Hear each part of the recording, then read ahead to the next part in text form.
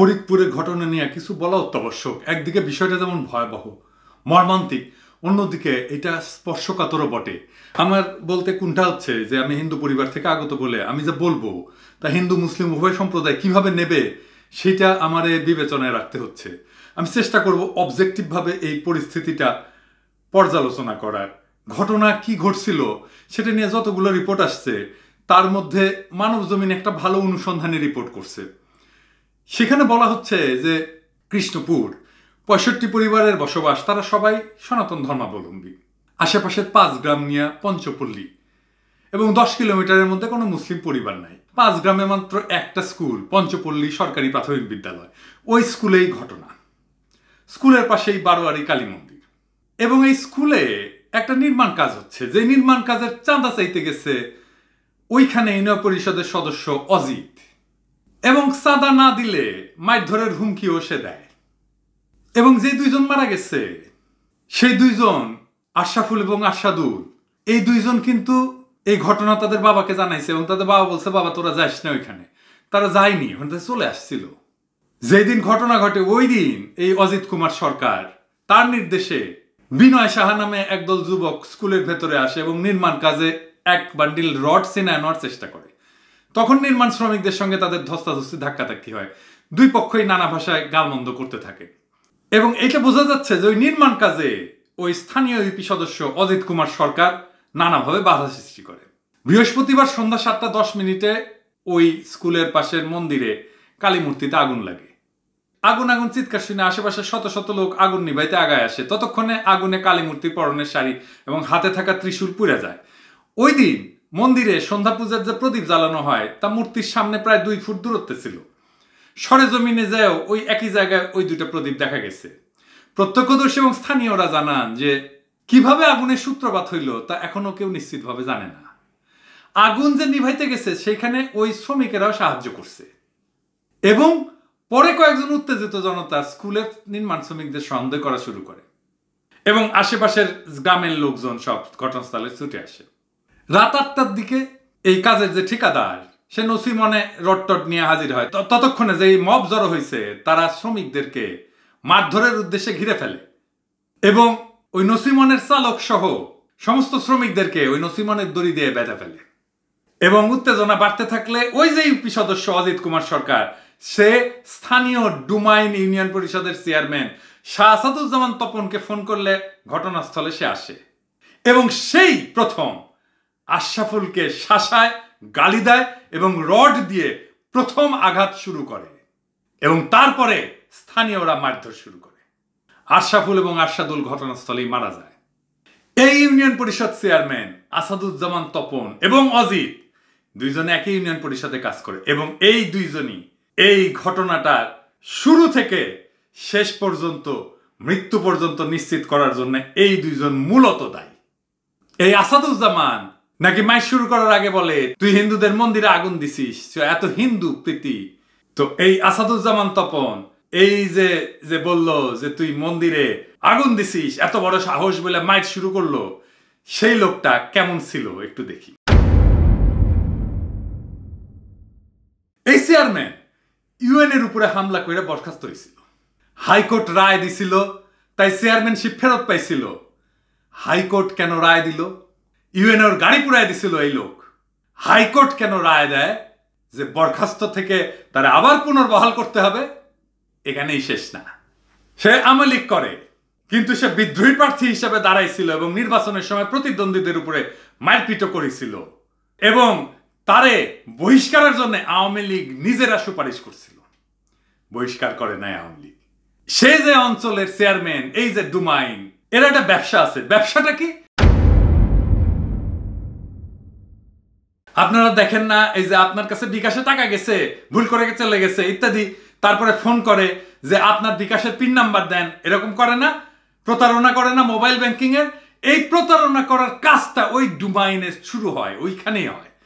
প্রতারণা করে অর্থ হাতায় নেওয়া এই চক্রের নেতা হচ্ছে এই। শুধু তাই না, সে ড্রেজার বসে অবৈধভাবে বালু তোলার মাস্টার। তারপরে ক্যাম্বা করে যেন ভোটে জিতছে, যাই হোক জিতছে, নির্বাচিত হয়ে যারা এই যে খাদ্য বান্ধব কর্মসূচিতে তারা খাবার টাবার পাইতো, এরকম 47 জনের অনুকূলে যে বরাদ্দকৃত খাদ্য বান্ধব কর্মসূচি 10 টাকা কেজি চাল, সেইটা তাদেরকে না দিয়া নিজের পক্ষে যারা কাজ করছে নিজের দলের লোক তাদেরকে দিছে। তাহলে বুঝতে পারতেছেন যে মাইট দেওয়া শুরু কইরা এই যে বদমাইশ, এটা একটা চিহ্নিত গ্রাম্য মাফিয়া টাউট। আর তার উস্কানিতেই সমাবেত জনতা গণপিটুনি শুরু করে। তার মানে বুঝতে পারছেন, ওরে দিয়া যে কেউ এই ঘটনা ঘটাইতে পারে। আর তার উপরে আওয়ামী লীগের নিয়ন্ত্রণ নাই, তাহলে তার উপরে কার নিয়ন্ত্রণ? সে প্রশাসনেও ডরায় না। তার মহাবড় একটা গডফাদার আছে যে হাইকোর্ট থেকে তার পক্ষে রায় এনে দেয়। হাইকোর্ট কারা চালায়? কে সেটা? এই ঘটনা কেন ঘটানো হইল? আমরা জানি হাইকোর্ট কারা চালায়, আমরা জানি হাইকোর্টের উপরে ভারতের প্রভাব। যাই হোক, আমরা শুরু থেকে বলে আসতেছি যে আমাদের ভারতীয় পণ্য বর্জন আন্দোলনকে থামায় দেওয়ার জন্য ভারত তার অস্ত্রাগারে যত ধরনের অস্ত্র আছে তা ব্যবহার করবে। আমরা বলছি যে বাংলাদেশে যে কোনো অস্বাভাবিক ঘটনা ঘটলে আমাদের প্রথমেই ধরে নিতে হবে এর পেছনে ভারতীয় গোয়েন্দা সংস্থার রয়ের কালো হাত আছে। আমরা আরো বলছি সাম্প্রদায়িক দাঙ্গা বাধায় দেওয়া কষায় মোদির একটা সম্ভাব্য বড় অস্ত্র। বলছি না? সাম্প্রতিক সময়ে বিশেষ করে মালদ্বীপ থেকে ভারতকে তাড়ায় দেওয়া এবং বাংলাদেশে ভারত খেদা আন্দোলন তড়িৎ গতিতে বিস্তারের ফলে ভারতের কিছু কিছু মহলে আলোচনা শুরু হয়েছে যে মোদির নীতির কারণে দক্ষিণ এশিয়ায় ভারত এখন একটা ঘৃণার দেশে পরিণত হয়েছে এবং এই অঞ্চলে বিভিন্ন দেশগুলা ভারত থেকে মুখ ফিরায় নিচ্ছে এবং চীনের দিকে ঝুঁকে পড়তেছে। এই যে বয়ান, এই যে আলোচনা, এটা মোদী সরকারের জন্য অত্যন্ত ক্ষতিকর, বিশেষ করে যখন ভারত একটা নির্বাচনী প্রক্রিয়াতে আছে। মোদী সরকার তখন খুনি হাসিনা আর তার দলবলকে মাঠে নামায় দিছিল এই আন্দোলন বন্ধ করার উদ্দেশ্যে, কিন্তু এতে কোনো কাজ হয় নাই, কারণ হাসিনার তো কোনো কন্ট্রোল নাই। হাসিনা তো কিছু পারে না, হাসিনার কথা তো কেউ শোনে না। ফলে যথাসময়ে, আর হাসিনা যখন বয়কটের বিরুদ্ধে বলছে, বয়কট আরো ফুলে উঠছে। তাইলে এখন বয়কটকে কিভাবে থামাবে? তাই যথাসময় মোদী সরকার বিষয়টা নিজের হাতে নেবে এটা অনুমান করতে বিশেষ বুদ্ধির প্রয়োজন নাই, আইনস্টাইন হওয়ার দরকার নাই। একই সঙ্গে ভারতে নির্বাচনকালে বাংলাদেশ একটা হিন্দু মুসলিম হাঙ্গামা বাধাই দিতে পারলে এবং সেই দাঙ্গা দমনে হাসিনার ভারত অনুগত বাহিনীগুলা দিয়া বাংলাদেশের মুসলিমদেরকে ব্যাপকভাবে খুন জখম করতে পারলে মোদির ভোট বাক্সে ভোটের পরিমাণ বাড়তে পারে। এইটা মোদির হিসাব।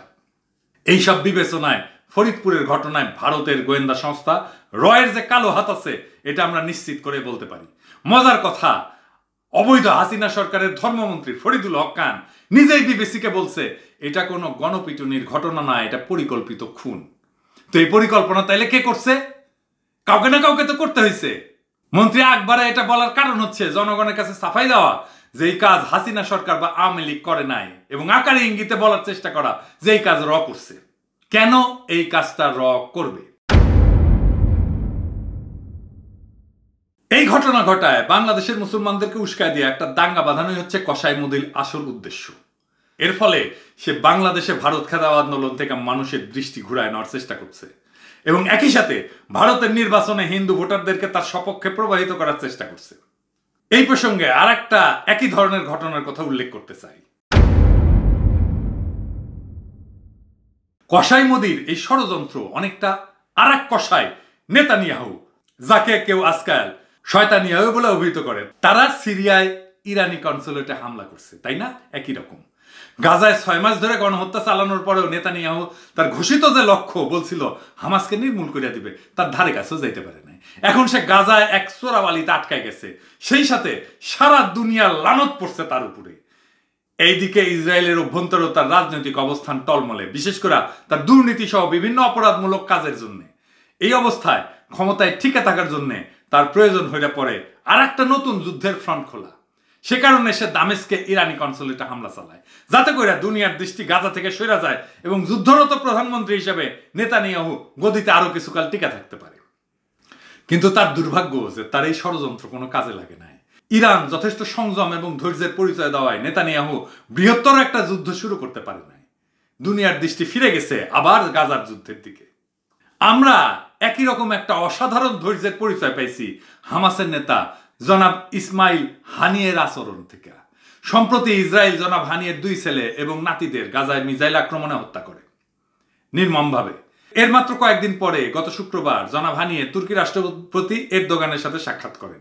আপনার এই সাক্ষাৎকারে জনাব হানিয়ের সংযত অভিব্যক্তি বা আচরণ থেকে বুঝতে পারবেন যে নাতি এবং পুত্র হারানোর তীব্র শোক থাকা সত্ত্বেও তিনি কি পরিমাণে ধৈর্য এবং শান্ত স্বভাবের পরিচয় দিচ্ছেন।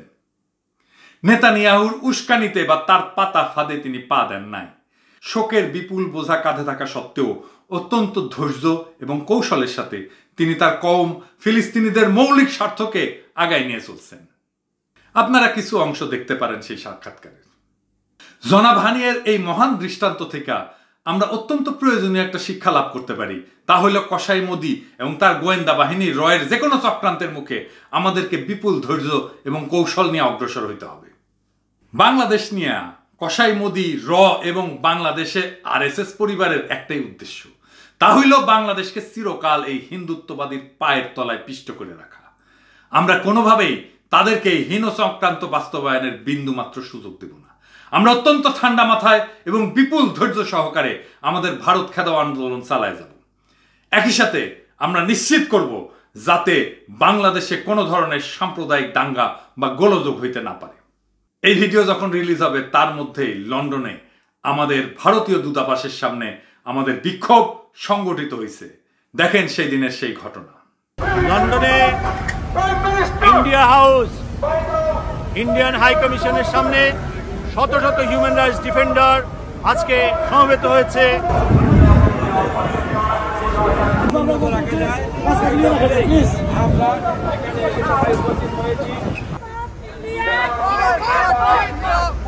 উপস্থিত আছেন ইউকেতে অবস্থিত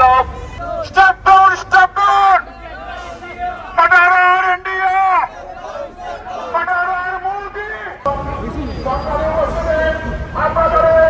ইন্ডিয়ান হাই কমিশনের সামনে আমরা বারবার প্রবেশ করেছি। বাংলাদেশ একটি গণতান্ত্রিক দেশ। আপনার ভাবকে ছাত্রলীগ ভারতীয় কুখ্যাত দলের নৃশংসভাবে হত্যা করেছে। আমরা বাংলাদেশে ভারতীয় আধিপত্য বিস্তার দেখতে চাই না। And Mr. Narendra Modi kicked out from international sovereign and civil society media like BBC. My fellow citizens, today I stand before you to commend your valiant efforts and unwavering commitment exemplified through this protest at the Indian High Commission in London. This is a moment marks a significant milestone in our journey, a historic initiation of an intensified battle for our sovereignty and national dignity. We are gathered not just in protest, but to send a clear and resolute message to the global community. India's interference in our internal affairs is unacceptable. Their support of the Hasina regime that clings to power through undemocratic and unconstitutional methods, including fraudulent elections and egregious human rights abuses like extrajudicial killings, compels us to stand up against this infringement of our national sovereignty. ফরিদপুরের ঘটনায় যে সমস্ত ব্যক্তি নিরাপরাধ শ্রমিকদেরকে আটক কইরা অমানসিক নির্যাতন করে হত্যা জখম করছে তাদের সবাইকে অনতিবিলম্বে আইনের আওতায় আনা হোক এবং বিশেষ করে এই দুইজন চেয়ারম্যান এবং মেম্বার তাদেরকে সুপরিকল্পিত খুনের দায়ে তাদের সর্বোচ্চ শাস্তি নিশ্চিত করা হোক। আমরা জানি ভারতের পদলোহী হাসিনা সরকার এই কাজ করবে না। এর প্রমাণ আমরা পাইছি যখন আমরা দেখছি একজন অবসরপ্রাপ্ত সেনা অফিসারকে খুন করার পরেও ওসি প্রদীপ আজকাও নিঃশ্বাস নিচ্ছে, বাইসা আছে। তার মৃত্যুদণ্ড নাকি হয়েছে, কার্যকর হয় নাই, হবেও না। কিন্তু আমরা দাবিটা জানায় রাখলাম, একদিন আমরা এই দাবি বাস্তবায়িত করব। একই সাথে আমরা দাবি করব যাতে এই ঘটনার প্রকৃত দোষী রয়ের সহযোগিতার আড়াল কইরা নির্দোষ লোকজনদেরকে যেন ফাঁসানো না হয়। এইবার আসেন দেখি কিভাবে বাংলাদেশে মোদির লেসপেন্সার গোবিন্দ প্রামাণিক আর তাল দলবল প্রকাশ্যেই এই ধরনের একটা ঘটনার পরিস্থিতি সৃষ্টি করছে, প্রকাশ্যেই হত্যা সন্ত্রাসের প্রকাশ্য পরিকল্পনা করছে। আপনাদের একটা ক্লিপ দেখাই, শোনেন, মন দিয়ে শোনেন। গ্রামে গ্রামে they have to go back to their house, their village, গিয়ে সংঘবদ্ধ হইয়া তারা আলোচনার মাধ্যমে যে কি করে ভবিষ্যতে এই ধরনের, আজকে যারা আক্রান্ত হয়েছে তারা তো করবেই, যারা আক্রান্ত হয় নাই তাদেরও ওই ড্রয়িং বোর্ডে যাওয়া উচিত যে এইরকম পরিস্থিতি হলে আমরা কি করব। অন্তত প্রত্যেকটা গ্রামে 50-60টা 100টা যুবক আছে, তাই না? 100টা যুবক যদি এই বড় বড় 4-5 ফিট লম্বা রামদা নিয়ে দাঁড়ায়, তাহলে ওইখানে কিন্তু এই কোন মামুনুল হক তো ভালো কথা, ওই আইসিসের লোক আসবে না এখানে। সো ওই ইটা থাকতে হবে। এখন আমাদের প্রত্যেকটা অভিভাবকের দায়িত্ব, যে গ্রামের মাতবরদের দায়িত্ব, সবাইকে ডেকে নিয়ে বসে আমাদের একটা এই ব্যাটল প্ল্যান করতে হবে। দিস ইজ এ ব্যাটল, ওকে? এই ব্যাটলে আপনি দৌড়াইলে আপনি মার খাবেন, আপনার জীবন ধ্বংস হয়ে যাবে। আর যদি ব্যাটলে সৈন্য যুদ্ধে দাঁড়ান, তাহলে জয়লাভের সম্ভাবনা আছে। গন্ডগোল না করতে চাইলে বাঁচবেন কি করে? না, আমি যেটা বাঁচতে গেলে নিজের অস্তিত্ব, নিজের নিরাপত্তা রক্ষার দায়িত্ব নিজেকেই নিতে হবে। ওইখান থেকে হামলা আসলো শুনিয়েই আমি বাড়িঘর ফেলে দিয়ে চলে গেলাম তা না। এখান থেকে যদি ওই গ্রামবাসীতে, ওখানে তো প্রায় 88টা বাড়ি পুরাইতেন, ভাঙচুর হয়েছে। 88 পরিবারে অন্তত 88 জন মহিলা আছে। এই 88 জন মহিলার হাতে যদি একটা মানে দা নিয়ে অথবা বটি নিয়ে 2-4 জনের হাত পা কেটে দিত, আপনি মারা যেত হয়তো, কিন্তু দেখতেন যে কেউ আর ওইখানে নিজের মানে জীবন বিপন্ন করে কেউ আর। কিংবা প্রত্যেক বাড়ি ওখানে শিব পূজা হয়, একটা ত্রিশূল নিয়ে একজনের পেটের মধ্যে ঢুকিয়ে দিলে আপনার দেখতেন একটা হলেই আর সব পালিয়ে। কোন সুস্থ মানুষ এটা বলতে পারে? এই লোকটা কানাডায় থাকে কিভাবে? এইভাবে বিদেশের মাটিতে বসে হিন্দুদেরকে উস্কায়, আর বাংলাদেশের দরিদ্র হিন্দুরা এমন একটা ভয়ানক কাণ্ড কইরা বসে আর বিপদে পড়ে। আর দেখেন হিন্দু মহাজোটের যুব নেতার কি উল্লাস, গোবিন্দ প্রামাণিকের দলের লোক। আর এর প্রতিক্রিয়ায় বাংলাদেশের হিন্দুরা যদি আক্রান্ত হয়, সেটা দেখায় মোদি তার ভোটের বাক্স ভরবে। আর কে জানে, বাংলাদেশের হিন্দুদের রক্ষার জন্য তো সেনাবাহিনী পাঠানোর হুঙ্কার দিছিল বিজেপি নেতা সুব্রমণিয়াম, তাই না? পাঠাইলে আমাদের সেনাবাহিনী সেটা ঠেকাতে পারবে নাকি ঠেকাতে চায়? ডিজিএফআই তো আমাদের পিছে লাগে, আমাদের দেশ ছাড়া করে, আর দেশদ্রোহীরা বাতাস লাগায় ঘুরে বেড়ায়। লজ্জা লাগে না মিয়া আপনাদের? বাংলাদেশের মানুষের ট্যাক্সের টাকায় দেশ রক্ষার পেশায় আছেন মিয়া, আর দেশপ্রেমিকদের দেশ ছাড়া কইরা এই দেশদ্রোহীদের গোয়া চাটেন মিয়া। জাউরামু করার জন্য সেনাবাহিনীতে ঢুকিছেন, ইন্ডিয়ার চাটার জন্য সেনাবাহিনীতে ঢুকিছেন। লজ্জা লাগে না মিয়া? এই যে কানাডার হিন্দু নেতা, সে কি বাংলাদেশের বিরুদ্ধে যুদ্ধ ঘোষণা করছে? অন্তত প্রত্যেকটা গ্রামে 50-60টা 100টা যুবক আছে, তাই না? 100টা যুবক যদি এই বড় বড় 4-5 ফিট লম্বা রামদা নিয়ে দাঁড়ায়, তাহলে ওইখানে কিন্তু এই কোন মামুনুল হক তো ভালো কথা, ওই আইসিসের লোক আসবে না এখানে। সো ওই ইটা থাকতে হবে। এখন আমাদের প্রত্যেকটা অভিভাবকের দায়িত্ব, যে গ্রামের মাতবরদের দায়িত্ব, সবাইকে ডেকে নিয়ে বসে আমাদের একটা এই ব্যাটল প্ল্যান করতে হবে। This is a battle. আর দেখেন, আমি কিন্তু সবাইকে নিষেধ করছিলাম যে এই আরএসএস এর পান্ডা বাংলাদেশকে অখণ্ড ভারতের অংশ বানাইতে চাও গোবিন্দ প্রামাণিককে যেন কেউ কোনো টকশোতে না আনে। ওই যে একটা বিজ্ঞাপন আছে না, যে তীর ছাড়া তো চলেই না, ওইরকম সাইফুর সাগর তার ফেস দ্য পিপুলে তারে আনে, তারে ছাড়া তার চলে না। সাইফুর সাগরকে জবাব দিতে হবে যে এমন লোক যে বাংলাদেশকে অখণ্ড ভারতের অংশ বানাতে চায়, তারা কিভাবে সে স্পেস দেয়। এমন লোক যে প্রকাশ্য সন্ত্রাসের পরিকল্পনা করে, উস্কানি দেয়, তাকে কিভাবে তার চ্যানেলে স্পেস দেয় সাইফুর সাগর। আর কারাল রানীর গোয়েন্দাদের বলি, এই লোক কিভাবে তার সন্ত্রাসী কার্যক্রমের পরিকল্পনা চালায় যায়। কসাই মোদি, র এবং বাংলাদেশে আরএসএস পরিবারের সংগঠন, এই হিন্দু মহাজোট মূলত সন্ত্রাসী। বাংলাদেশের বর্তমান সরকার ভারতের দ্বারা প্রতিষ্ঠিত হওয়া সত্ত্বেও আমি তাদের কাছে দাবি জানাবো যে বাংলাদেশে এই হিন্দু মহাজোট যে সমস্ত সদস্য সাম্প্রদায়িক গোলযোগের ইন্ধন যোগাচ্ছে, তাদেরকে সন্ত্রাসী হিসেবে ঘোষণা দিয়া অবিলম্বে আটক করা হোক এবং দ্রুত বিচারের আওতায় আনা হোক। একই সাথে বাংলাদেশের হিন্দু মহাজোট যারা বাংলাদেশের স্বাধীনতা, সার্বভৌমত্ব এবং আঞ্চলিক অখণ্ডতাকে স্বীকার করে না, তাদেরকে একটা নিষিদ্ধ সংগঠন হিসেবে ঘোষণা দেওয়া হোক। আমি জানি খুনি হাসিনা এই ব্যবস্থাগুলি নেবে না, সেক্ষেত্রে আমি জনতার দাবি জানায় রাখলাম, একদিন জনতার সরকার প্রতিষ্ঠিত হবেই, সেদিন আমরা এই দাবি অগ্রাধিকার সহকারে বাস্তবায়িত করব। বাংলাদেশে কোনো ধরনের সাম্প্রদায়িক সন্ত্রাসী সংগঠনের স্থান নাই। আমি ভারতীয় পণ্য বর্জন আন্দোলন তীব্রতর করার লক্ষ্যে প্রাথমিক পর্যায়ে বাংলাদেশে বিভিন্ন জেলায় কমিটি গঠনের আহ্বান জানাইছিলাম। এইটা একটা গণ আন্দোলন এবং বাংলাদেশের আন্দোলনকারী জনগণ এই কমিটিগুলা নিজেদের উদ্যোগে গঠন করবেন। আমি আহ্বান জানাবো যে ভারতীয় পণ্য বর্জন আন্দোলন এগায় নেওয়ার যে কর্মকাণ্ড, তার পাশাপাশি এই কমিটিগুলা তথা বাংলাদেশে সকল জনগণ এদেশে যেন কোনো ধরনের সাম্প্রদায়িক দাঙ্গা, কোনো অপশক্তি না ঘটাইতে পারে, সেই লক্ষ্যে তৎপর থাকবেন। ভারতের শকুন, ফরিদপুরের মতো ঘটনা কিংবা এর চাইতেও অনেক বেশি ভয়ঙ্কর ঘটনা অন্য জায়গায় ঘটাইতে পারে। সুতরাং আমাদেরকে সার্বক্ষণিকভাবে তীক্ষ্ণ নজরদারি জারি রাখতে হবে। পরিশেষে বাংলাদেশের হিন্দু সম্প্রদায়কে উদ্দেশ্য কইরা কিছু কথা বলতে চাই। ফরিদপুরে আপনাদের সম্প্রদায়ের কিছু মানুষ যে ঘটনা ঘটাইছে, এর কাফফারা কিন্তু পুরা বাংলাদেশের হিন্দু সম্প্রদায়কে দিতে হবে, আজ হোক কাল হোক। এরপরে আপনাদের উপরে যে কোনো অফিসার হইলে তার সাফাই হিসেবে ব্যবহার করা হবে এই ফরিদপুরের ঘটনা, যে আপনার সম্প্রদায়ের মানুষেরা 2 নিরাপরাধ যুবককে পিটায় হত্যা করছিল, কারণ তারা মুসলমান ছিল। সেই দেশে আপনারা এই কাজ করছেন, যেই দেশে আপনার একটা সংখ্যালঘু সম্প্রদায়।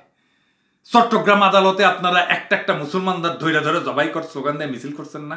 আমি সেই ভিডিও পাইছিলাম, কিন্তু দেখাই নাই।